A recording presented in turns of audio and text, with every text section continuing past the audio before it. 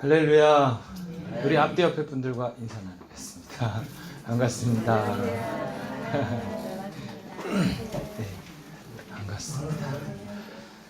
지난주에도 날씨 줄기차게 들이다봤는데 이번 주에도 우리 방화 근린공원 가기로 했잖아요. 근데 이번 주에는 뭐 거의 그냥 오전부터 오후까지 다 비더라고요. 일주일 내내 계속 변함이 없이, 어제까지도 변함이 없이. 근데 지금 비가 그쳤습니다. 비가 그치고 이제 바람이 좀 불어서 땅이 또 마를 것 같아요. 그래갖고 해도 좀 나는데, 아까 이렇게 이게 또 흐리잖아요. 그러면 벚꽃이 빛이 없으면 예뻐 보이지 않아요. 옛날에 제주도 가서도 느꼈는데 바다가 햇볕이 없으면 그렇게 아름다워 보이지 않더라고요. 시커멓게 보여요. 시커멓게. 햇볕이 이렇게 딱 하면 굉장히 아름다워요. 근데 지금 해가 지금 좀 나고 있어서 하여튼 기대합니다. 우리 예배 마치고 가겠습니다. 그래서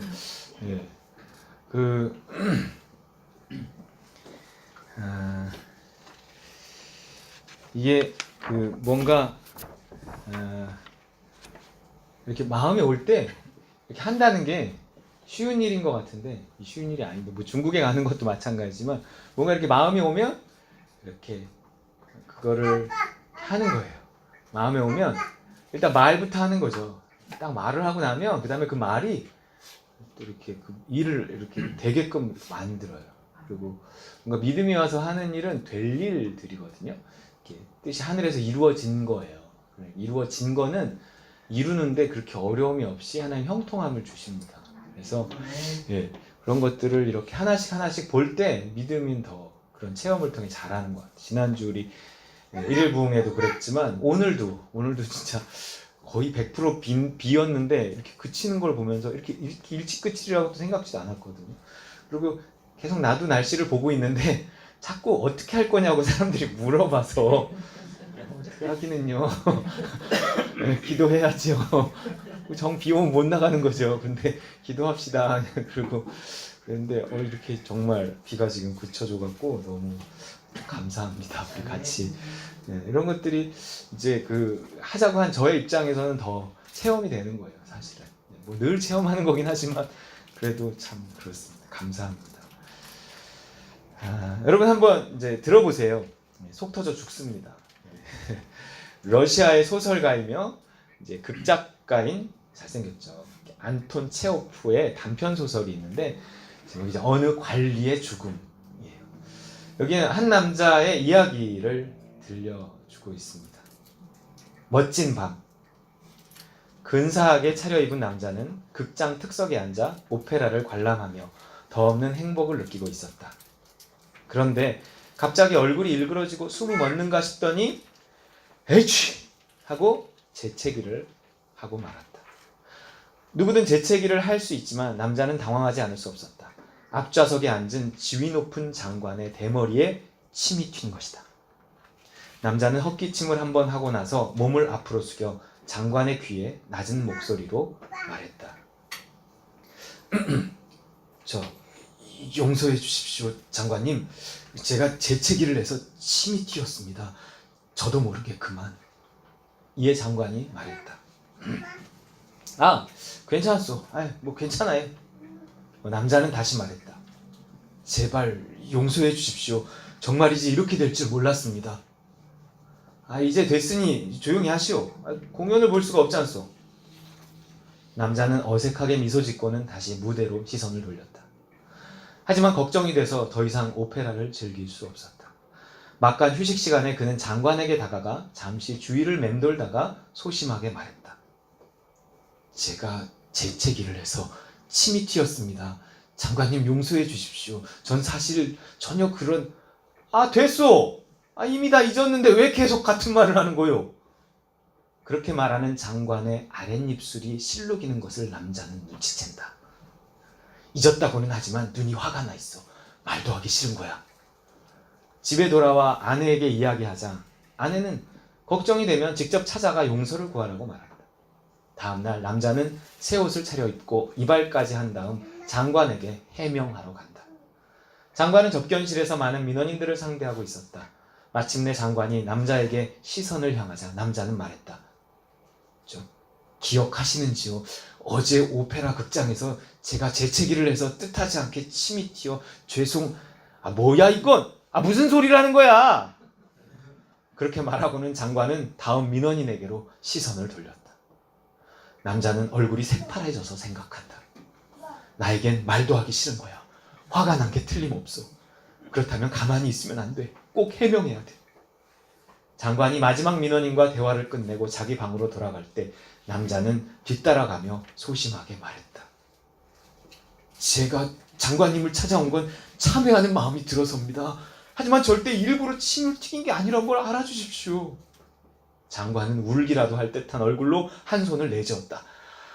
날 놀리는 거요, 당신? 그렇게 말하고는 자기 방으로 사라졌다. 남자는 생각한다.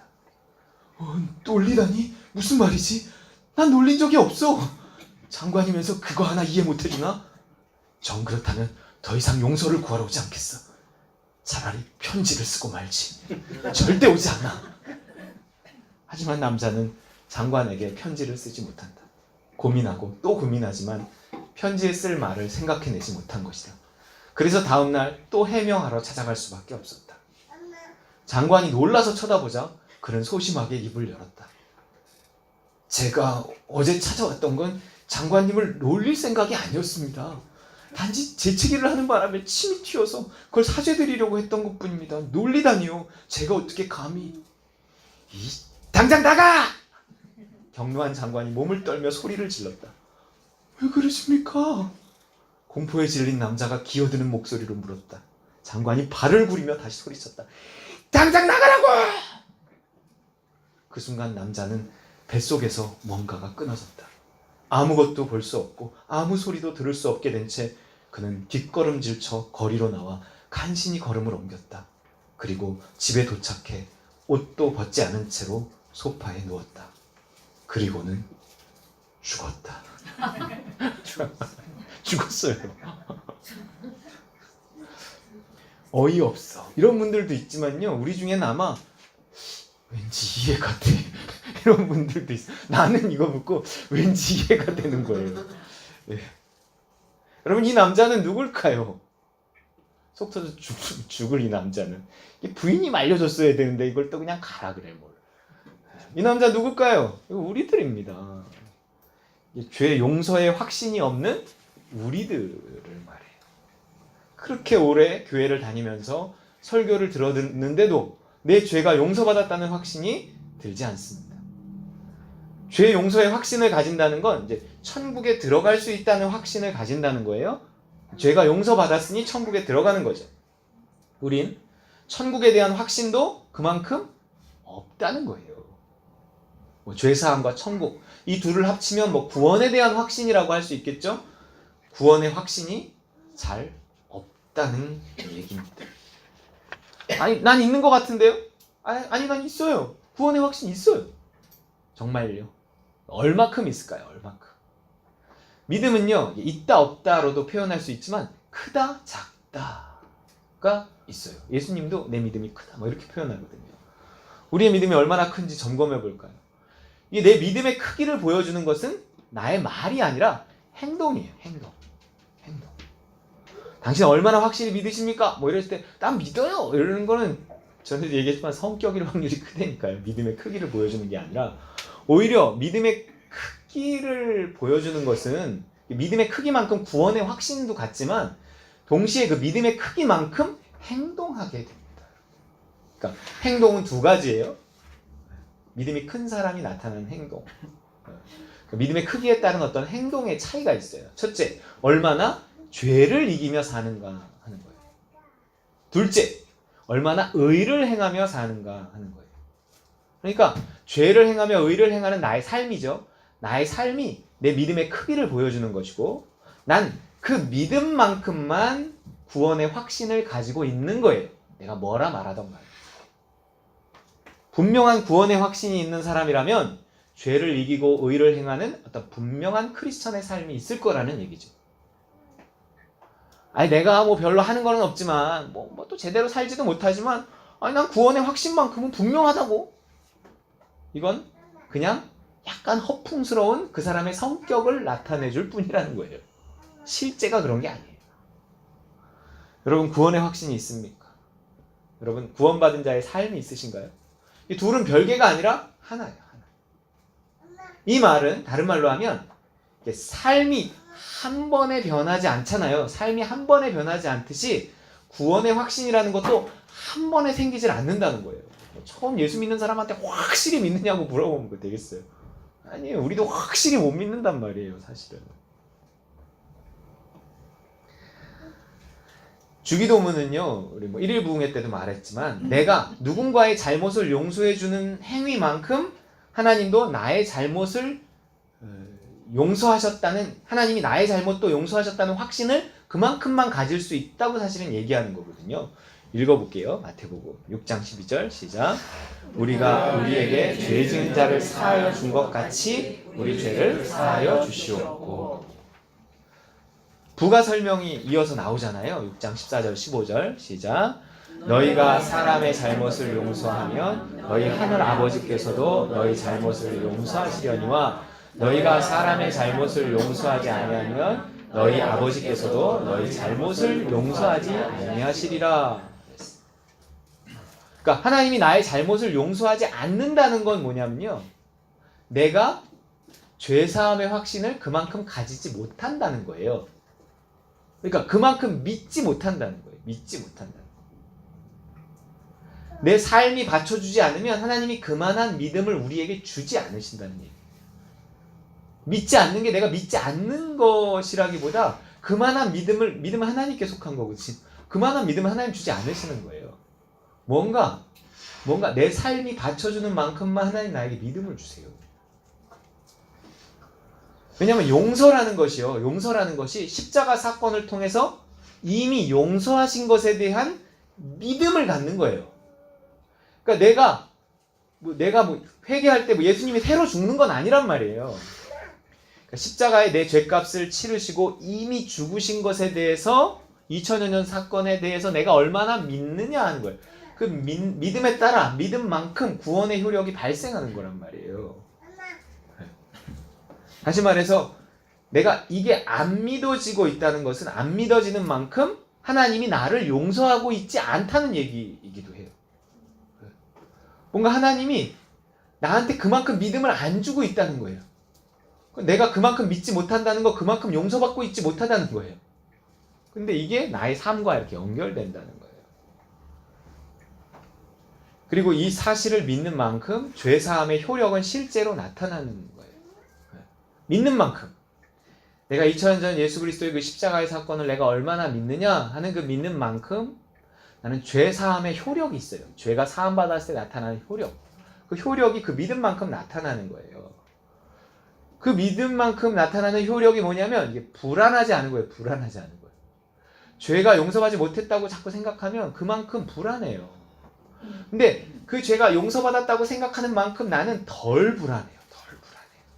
확실히 믿으면 안 불안하겠죠. 소파에서 죽은 그 남자는 죄값으로 죽은 게 아니라 뭐 때문에 죽은 거예요? 그 사람은 불신 때문에 죽은 거예요. 불신 때문에. 장관은 이미 다 용서했는데 그걸 못 믿어서 두려움 때문에 죽은 거예요. 믿음의 크기만큼, 우리 믿음의 크기만큼요, 어떤 구원의 확신, 죄사함의 확신, 내가 천국에 갈 거라는 그 확신이 내 믿음의 크기만큼 생기고요. 그만큼 어떤 두려움에서 벗어나고요. 그만큼 또 내가 그리스도인다운 삶을 살아갈 수도 있고요. 이게 다 믿음의 크기만큼 다 정해지는 거예요. 근데 믿음이란 나와 상대와의 거리를 말해요. 다른 말로 하면. 우리가 거리 사진 있어요. 거리 사진이죠. 거리 사진이에요. 믿음이란 나와 상대와의 거리를 말한단 말이에요. 우리가 의자에 앉을 때 잘 모르는 사람이 있으면 어떻게 해요? 한 칸 옆에 앉습니다. 뭔가 좀 이상한 사람인 것 같으면 아예 근처에도 안 간단 말이에요. 하지만 우리가 엄마 옆에는 찰싹 붙어 앉아요. 그러니까 믿음의 크기, 즉 나와 하나님과의 거리가 모든 것을 결정해요. 관계, 내가 하나님을 얼마나 믿느냐? 그건 내가 얼마나 하나님과의 관계가 깊으냐? 얼마나 내가 하나님과 거리가 있느냐? 뭐 이런 거예요. 하나님은 빛이기 때문에 하나님과 가까워진다는 건 이 빛에 가까워진다는 거라고 그랬어요. 불안이라는 건 어둠에 속한 거예요. 어둠에 속한 거. 우리가 어두운 데 가면 불안하잖아요. 뭔가.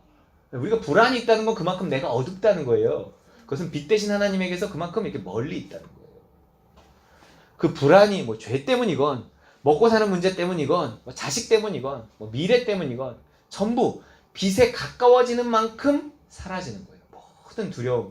모든 두려움의 뿌리는 하나님과의 거리에 있기 때문에 그 내가 하나님과의 거리가 좁혀지면 좁혀질수록 제사함의 확신이 들고 모든 그 두려움들이 이렇게 점점 사라져가요. 믿음이 커지면 불안은 작아집니다. 또한 행위가 달라져요. 행위가. 우리가 빛 가운데 가까이 가면 우리의 행위가 달라져요. 우리 행동에 변화가 온다는 거예요. 빛에 가까워지는 만큼 죄는 멀어지고 착한 일에 대해서는 소원이 생깁니다. 중독됐던 죄들이 자연스럽게 끊어져요. 좋은 일을 할 기회가 또 찾아오고 그렇습니다. 그래서 교회 다니시던 분들이 담배 끊는 얘기를 특히 들으면 어느 날 담배가 쓰다는, 뭐 술이 쓰다는 이런 느낌이 이렇게 든다는 얘기를, 그래서 끊었다는 얘기를 들어요. 그러니까 뭔가 자기가 평상시에 술, 담배를 얘기하고자 함이 아니라 이제 평상시에 자기가 어떤 가졌던 이제 양심에 걸렸던 것들이 하나님과 가까워질수록 이렇게 해소된다는 얘기예요. 뭔가 어둠의 일들은 물러가고 빛 가운데 행하는 거죠. 빛 가운데. 불안은 줄어들고 죄는 멀어지고 의는 가까워지는 거예요. 믿음이 커질 때. 그래서 하나님한테 이렇게 가까워질 때 나타나는 현상들입니다. 근데 하나님한테 가까워진다는 건 하나님 나라에 가까워진다는 거예요. 하나님은 거기 하나님 나라에 계시잖아요. 그래서 믿음이 자란다는 건 하나님 나라가 자란다는 거예요. 뭔가 하나님 나라에 가까워진다는 겁니다. 믿음이 자랄수록 하나님 나라에 가까워져요. 제가 이번 주에 며칠 전에 좀 영적인 꿈을 꿨는데 한번 들어보실래요? 제가 꿈에서 아주 높은 이렇게 성벽에 이렇게 매달려 있는 거예요. 성벽이 이렇게 있으면 성벽에 내가 이렇게 엎드려서 이렇게 매달려 있더라고요. 무슨 성이에요? 이렇게 성인데 성벽에 이렇게 매달려 있는 거예요. 근데 이쪽 성벽 바깥쪽에서 익룡들이 날아다니는 거예요. 막 익룡이 날개 달린 공룡이 익룡이잖아요. 막 날아다니는 거예요. 그러다가 갑자기 나를 발견하고는 막 나한테 이렇게 달려드는 거죠. 근데 순간 이것들이 성벽 안쪽으로 날아오면 변하겠구나, 이런 생각이 꿈에서 드는 거예요. 근데 실제 그놈들이 이렇게 성벽 안쪽으로 이렇게 날아오면 성벽 안쪽으로 들어오는 순간 이렇게 까마귀, 비둘기 이런 걸로 바뀌는 거예요. 얘네들이. 그 정도면 우습죠 뭐. 그래서 이게 문제들이 나를 죽이려고 달려들다가도 내가 하나님 나라 안쪽으로 도망치면 걔네들은 힘을 잃고 뭐 비둘기 참새 이런 걸로 바뀐다는 거예요. 에게 별게 아니었네. 근데 문제가 크게 보이다가도요, 우리가 기도하고 하나님께 매달리고, 그래서 우리가 하나님 나라 안으로 이렇게 피난하면요, 문제들이 작게 보여요. 문제, 정확히는 걱정과 불안에 치여 죽지 않으려면 하나님 나라로 피하는 수밖에 없다는 거예요. 세상 속에서 문제와 씨름해봐야 문제는 작아지지도 않고 해결되지도 않아요. 우리의 불안은요, 하나님 나라에 가까워질수록, 하나님께 가까워질수록 그만큼 해결되는 것입니다. 근데 우리가 그냥 보이는 불안을 보이는 것으로 해결하려고 하는, 그 중에 하나가 사실은 돈이거든요. 많은 돈이 나의 불안을 해결해 줄 수 있겠다. 사실 불안의 많은 부분이 돈 때문이라고 생각하거든요. 하지만 그게 생각처럼 잘 쉽지 않습니다. 근데 꿈에서 딱 깬 순간 들었던 생각은 이거였어요. 그래, 중국. 그런 생각이 중국. 솔직히 이게 두려운 마음이 없지 않지만 여러분들이 다 금식하며 기도해 주시니까 그 익룡들은 다 까마귀 까치들로 바뀔 줄 믿습니다. 네. 진짜 이런 꿈 꿨어요. 되게 신기하고 희한했어요. 현재 중국이 얼마나 위험하고 하는 거는 저도 다 모르고 거기 있는 사람들도 다 모르고, 그러나 내가 아는 선교사들은 대부분 쫓겨났고 지금 중국이, 그리고 만약에 정말 걸리면 어마어마한 일들이 일어납니다. 여러분, 제가 다 말을 못해요. 못 가게 할까봐. 지금 중국의 상황이 그래요. 우리로 하나님 나라에 들어가게 하는 믿음, 하나님 가까이 가게 만드는 믿음, 구원의 확신을 갖게 하고 뭔가 불안을 떨쳐주며 의를 행하고 죄를 멀리하게 만드는 이 믿음은 어떻게 시작되고 또 어떻게 자라는 걸까요? 믿음이 모든 것, 믿음이 나와 하나님과의 관계를 말해주고 그 거리를 말해주고 내가 하나님 나라에 들어가는 거를 믿음으로 들어가는 것이고 그럼 믿음은 어떻게 시작되고 어떻게 자라는가? 이것만큼 중요한 게 없잖아요. 그래서 오늘 예수님의 읽은 그 예수님의 비유가 그거를 말해준다는 거예요. 믿음의 출발, 믿음의 성장 어떻게 이루어지는가 하는 거예요. 이 비유는 하나님 나라에 대한 비유예요. 예수님의 대부분의 비유는 하나님 나라에 관한 비유예요. 하나님의 나라는 밭에 뿌린 씨처럼 자라난다는 겁니다. 우리는 하나님 나라, 천국이라고 하는 게 죽어서 쏙 들어가는 거라고 생각하는데 그렇지 않다는 거예요. 하나님 나라는 우리가 살아있을 동안에 키우는 거예요. 하나님 나라는 자라난다. 하나님 나라가 자라난다는 것은 하나님과 가까워진다는 거고 믿음이 자란다는 거잖아요. 그러니까 뭔가 이 안에는 믿음의 비밀이 담겨 있는 거예요. 그래서 오늘 예수님은 이 비유를 뭐라고 그랬냐면 하나님 나라의 비밀이 여기에 들어있다 이렇게 설명을 하세요. 그것은 다른 말로 하면 믿음으로 하나님 나라에 들어가는 거니까 믿음의 비밀이 담겨 있다는 거예요. 이 비유에는 믿음의 비밀이 담겨 있다는 거예요. 비유의 내용은 간단해요. 어떤 사람이 밭에 씨를 뿌리는데 덜어는 길가밭에, 덜어는 돌짝밭에, 덜어는 가시덤불에, 덜어는 옥토밭에 뿌려졌다. 근데 다 죽고 옥토밭에 뿌린 씨만 살아남았다. 그 씨에는 생명이 있고 씨가 모든 것의 출발이에요. 믿음의 출발이 씨예요. 그럼 씨가 뭐예요? 씨가 뭐? 14절에 시작. 뿌리는 자는 말씀을 듣는 것이다. 하나님 나라의 출발은요 말씀이에요. 사실 이건 행복의 출발이에요. 말씀이에요. 하나님께 가까이 가려면 말씀이 있어야 돼요. 다시 말해 믿음의 출발은 말씀이에요. 근데 그 믿음은 그래서 들음에서 나요. 근데 그 들음은 그리스도의 말씀을 들을 때 믿음이 생긴다는 거예요. 말씀을 들을 때 믿음이 생기고 말씀을 들을 때 구원의 확신도 생기고 말씀을 들을 때 하나님께 가까워져요. 그래서 들려줘야 합니다. 그래서 뿌려야 해요. 뿌렸다고 다 자라는 건 아니지만 일단은 뿌려야죠. 그래서 저도 이렇게 뿌리는 겁니다. 또 뿌리러 가는 거예요. 뿌리는 게 중요하거든요. 들으면 까먹고 돌아서면 잊어버리는 것 같아도 일단은 뿌려야 돼요. 어느 때는 희망 없이 이거 씨를 매장하는 것 같아도 그것은 언제나 파종. 이것은 매장인가 파종인가 오늘 설교 제목입니다. 그럼 때가 되면 알아요. 기다려야 합니다. 하지만 모든 뿌린 씨가 열매가 되어 나타나는 건 아니란 게 오늘 말씀의 또 다른 요지예요. 방해가 있어요, 여러분. 신앙이 그래서 쉽게 안 자라는 거예요. 말씀을 그렇게 듣는데도. 뿌려진 말씀이 믿음이 되고 자라기 위해서는 뭐가 또 중요하냐면 그 믿음이 요구하는 바를 행해야 돼요. 이게 중요합니다. 말씀은 믿음을 주고 그 믿음은 항상 우리에게 무언가를 요구합니다. 말씀은 믿음을 가져오고 그 믿음은 나에게 어떤 선택, 결단, 행동을 요구하는 거예요. 그럼 행해야 되는 거예요. 또 뭔가 이렇게 중국에 대한 마음을 갑자기 주셨어. 그러면 그거를 사실 생각은 많아요. 이거 무엇도 걸리고 지금 무엇 문제도 있고 무엇도 있는데 근데 일단 마음이 오면 한다고 말하는 거예요. 말을 일단 해놓고 나면 그 말이 이게 다 그 다음에 이게 이끌어가요. 일단 말을 해놨으니까 그 다음에 내가 그 말에 끌려가요. 솔직히 어떤 때. 그런데도 결국은 다 하나님 하셔. 야고보서 2장 22절 읽어볼게요. 내가 보거니와 믿음이 그의 행함과 함께 일하고 행함으로 믿음이 온전하게 되었느니라. 아멘. 믿음이 행함으로 연결되지 않으면 자라지 않을 뿐만 아니라 결국 그 믿음은 사라지고 맙니다. 그래서 행함이 없는 믿음을 죽은 거라 그래요. 믿음이 행함으로 연결되지 않으면 그 믿음이 계속 남아있지 않고 이렇게 소멸돼요. 자랄 기회를 그만큼 놓치는 거예요. 이게요, 약간 이렇게 불광불급이라고 그러잖아요. 미치지 않으면 미치지 못한다. 미쳐야 미친다고 해요. 미쳐야 미치는데 정말 미친 척하고 정말 이렇게 영적인 세계에 나를 내던지고 뭔가 믿음이 오는 일들을 뭔가 큰 걸 걸고 판돈이 크면 망하는 것도 크지만 따는 것도 큰 거란 말이에요. 뭔가 그렇게 믿음의 나를 내던질 때 믿음은 쑥쑥 사실은 자라는 거예요. 그래서 방해는 두 가지 방향에서 이루어져요.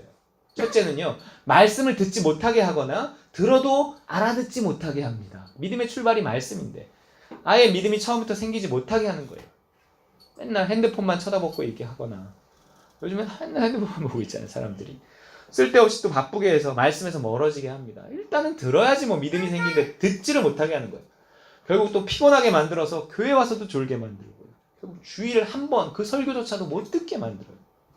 방해예요, 방해. 둘째, 들었어. 그래서 뭔가 믿음이 왔어. 그런데 그 다음 방해는 뭐냐면 그 믿음이 행위로 이어지지 못하게 하거나 또 이어져도 중간에 포기하게 만드는 거예요. 그러면 믿음이 또 자라지 않아요. 오늘 비유가 다 그 얘기거든요. 말씀이 뿌려져도 믿음이 생기지 않게 하거나 생겨도 행하지 못하게 하거나 행해도 끝까지 행하지 못하게 하는 겁니다. 결국 이런 방해들을 이겨내는 것도 나고요. 이겨내지 못하는 것도 나예요. 내 마음의 상태가 그래서 중요합니다. 뭔가 말씀을 듣고 믿음이 오고 그 믿음을 행한 나예요, 나. 근데 내가 그걸 못하게 해. 내 마음의 상태가. 적은 내부에 있어요, 여러분. 내 마음이 나의 적입니다. 어떤 마음이 나의 적인가? 오늘 세 가지가. 첫째, 뭐예요? 단단한 마음이 있어요. 단단한 마음. 이 길가밭이라고 하는 거예요. 성령의 단비로 적셔지지 않으면요. 가물어 메마른 땅이 돼서 말씀이 들어와도요. 이게 튕겨나갑니다. 그런 느낌이 있어요. 튕겨나오는 느낌이 있어요. 이게요. 그 말씀을 사단이 와서 막 튕겨내는 걸 파먹는 게 아니에요. 이 튕겨나오니까 주워먹은 거예요. 그렇게 들어도 자라지 않는다면 그렇게 오래 다녔어도 변화되지 않는다면 뭔가 세상 속에서 상처받고 밟혀서 굳어진 나의 마음 때문은 아닌가 살펴봐야 합니다. 사실 나도 피해자긴 한데 그런데 그렇다고 닫아버리면 말씀조차 안 들어와요. 갈수록 사람들 마음이 단단해져요. 현대인들의 마음의 상태예요. 이게 성령께 도와달라고 해야 됩니다. 성령님이 와서 하는 일은 딴 일이 아니라요. 우리의 마음을 갈아엎는 일이에요. 마음을 부드럽게 하는 일이에요. 읽어볼게요. 시작. 또 새 영을 너희 속에 두고 새 마음을 너희에게 주되 너희 육신에서 굳은 마음을 제하고 부드러운 마음을 줄 것이며. 부드러운 마음이 돼야지 말씀의 씨가 심기죠. 그러면 어떤 마음이 있으신가요? 이게 상처받기 쉬운 부드러운 마음을 가져야 돼요. 부드러운 마음은 상처받기 쉬워요. 하지만 상처받을 때마다 치료받아야 돼요. 우리가 부드러운 마음을 가질 수 있는 이유는 치료하시는 분이 있기 때문에 그래요. 상처 안 받지 않습니다. 부드러운 마음 상처받아요. 하지만 마음이 상한 자를 고치며 하는 그분이 계시기 때문에 계속 치료받으며 갈 뿐이에요. 그렇다고 상처받지 않으려고 스스로 굳게 한 마음에는요. 말씀이 심겨지지 않습니다. 또 사람도 들어오지 않아요. 그 마음 바꾸는 건 성령께서 부어주시는 하나님의 사랑뿐이에요. 성령의 단비가 있어야 돼요. 여러분 기도해야 됩니다. 둘째, 돌 섞인 마음이 있어요. 돌 섞인 마음. 돌짝밭이 있죠. 돌짝밭. 이건 부드러운 마음이라기보다 이게 좀 연약한 마음이라고 볼 수 있어요. 어려움을 견디지 못하는 거예요. 누가 뭐라 그러면 금방 포기하는 스타일이에요.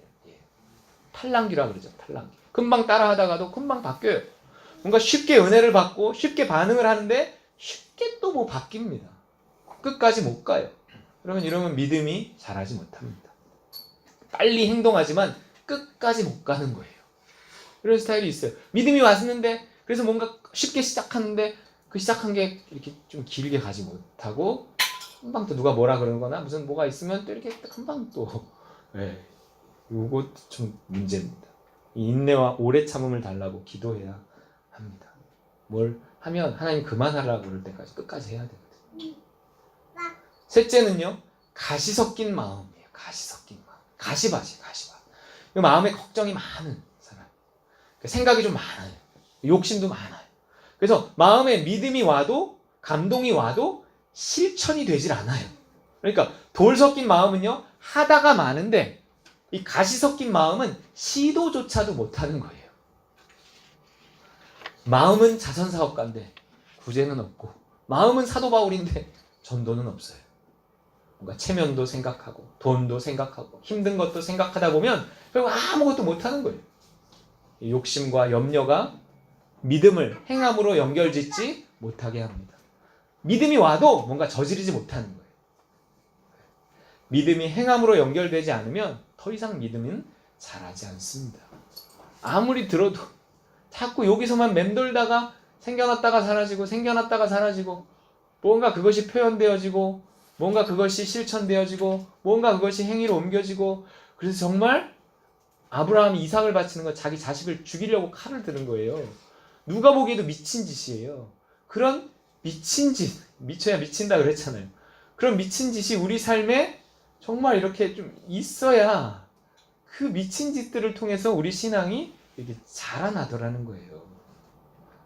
우리 용기를 달라고 기도해야 합니다. 여러분은 어떤 마음이신가요? 어떤 마음이 그렇게 오래도록 교회를 다니면서도 결국 변화받지 못하게 했나요? 우리의 농부이신 예수님은 오늘도 우리 마음밭을 갈아엎고 계십니다. 고난을 통해, 사건들을 통해, 아픔을 통해, 또는 좋은 일들을 통해. 인생을 갈아엎으시는 이유는요, 마음을 갈아엎기 위해서입니다. 마음을 갈아엎으시는 이유는 말씀의 씨를 뿌리기 위해서예요. 말씀이 들리질 않는다면, 들려도 변화되지 않는다면 우린 더 갈아엎어져야 합니다. 행할 때 믿음은 자라나요. 믿음만큼 난 구원의 확신을 가지고 죄를 이기고 의를 행하며 온갖 불안에서도 벗어날 수 있습니다. 뭔가 믿는 만큼 하나님 가까이 가고 믿는 만큼 하나님 나라에 이르는 거예요. 여러분 믿음이 오면 하시기 바랍니다. 안 하면 매장, 하면 타조. 개떡같이 전해도 꿀떡같이 알아듣고 찰떡같이 순종해서 쑥떡같이 자라나는 우리 다른과 누림 식구들 다 되시기를 주님의 이름으로 축원드립니다. 주신 말씀 붙들고 기도하겠습니다.